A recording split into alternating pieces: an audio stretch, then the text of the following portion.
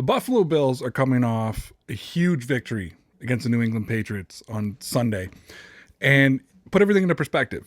The Patriots walked into your house on Monday Night Football, prime time, nobody else in the country watching, and beat you with their rookie quarterback throwing the ball 3 times. And let's face it, obscure conditions, winds were insane.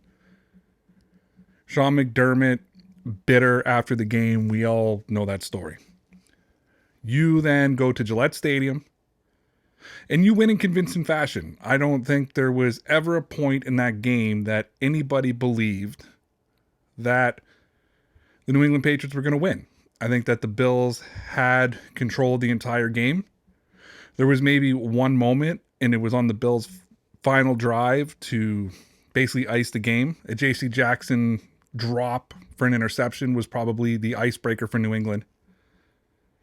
That was the only point of the game that really anybody had any belief that Buffalo possibly couldn't win.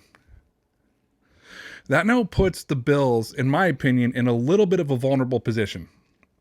And we've seen this a million times with so many different teams. You come off one of these big emotional wins. Obviously, there've been a lot of questions surrounding the Buffalo Bills. And it goes back to when they lost to the Jacksonville Jaguars and they beat the Jets, and then they lose to the Colts, and then they lose to the Patriots. Then they lose to Tampa Bay. Yeah, they came back 24-3. They won the coin toss, though. They go 3-and-out. You beat the Panthers, but everybody's beating up on the Panthers. Now you have to go to Gillette Stadium. You come out, you win the game. Emotions are high. Matt Hack, the punter, doesn't punt the entire game. That's how good both the offense and the defense were. And now you have to face the Atlanta Falcons and the New York Jets. The Buffalo Bills are true contenders. The Buffalo Bills preseason were looked at as possible favorites, maybe them and the Kansas City Chiefs of being the representatives of the AFC in the Super Bowl. So now the Bills, coming off that win, are in a little bit of a vulnerable situation because you're going into 2 games that everybody's expecting you to win, and you have this vulnerability to you that it could be a letdown game, especially when you're so high. Sean McDermott needs to make sure that the Buffalo Bills players have the blinders on, that they are going into these games humble would be the word. Because you're now susceptible to a game, and you got to remember, nothing is wrapped up.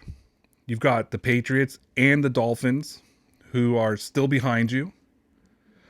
A loss now doesn't put the destiny in your own hand. All you have to do is win these next 2 very winnable, I don't want to say easy games, but borderline easy games. Now, one's against an NFC opponent, which is a benefit because when it comes down to conference wins and losses, it doesn't have an effect. But if Miami wins out and Buffalo loses a game, Miami wins the East. If the Patriots win out and the Bills lose a game, the Patriots win the East. Nothing is wrapped up. And the difference now between 2nd, 3rd, and 4th seed and the 6th and 7th seed is huge, especially home field advantage, that kind of thing. The Buffalo Bills need to stay focused. Now, the fan base, stay as arrogant as you want. Buffalo Bills fans should be up. They should be happy. Your team is finally performing, I believe, the way we thought they should, the way they were performing at the beginning of the season. But for the Buffalo Bills coming off such a big win, you need to pump the brakes a little bit. And your main focus has to be the Atlanta Falcons. You cannot be thinking about the past game. You cannot be thinking about the New England Patriots. Otherwise, it could be a very disappointing Sunday for Buffalo.